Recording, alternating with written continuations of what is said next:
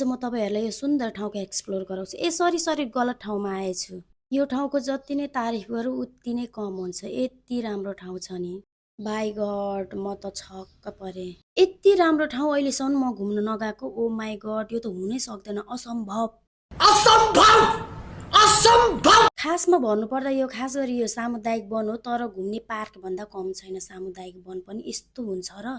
कसैले गएर हाम्रो गाउँको मान्छेहरूलाई सम्झाइदेऊ न कि सामुदायिक वन भनेको यस्तो हुनुपर्छ, रुख काटेर बेचेर उजाड बनाउने होइन। अझै यहाँबाट हेर्ने भ्यू त ओ माई गड म त टाइटेनिक नै सम्झेको के। ओ माई गड कति गहिरो। फर्स्ट चोटि मेरो मुखबाटै निस्केको थियो कि भिडियो खिच्ने मान्छे नै तर्सिरहेको के।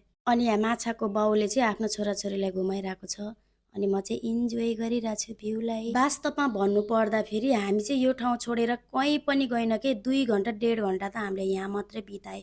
अन्त पनि घुम्ने ठाउँ थियो तर हामी चाहिँ जाँदै गएनौँ कि। अहिले मलाई गिल्टी फिल भइरहेको छ। अनि कृपया यो बाँसको पुल चाहिँ सबै भत्किसकेको छ, मान्छे दुर्घटना पर्न सक्छ, कृपया फेरिदिनु होला। अनि यति राम्रो ठाउँ घुमिसकेपछि यतिको इनर्जी त आउनै पर्यो नि, नाच्न पर्यो, गाउन पर्यो। अनि यो चाहिँ एक चिट हो। Okay bye, thanks for watching.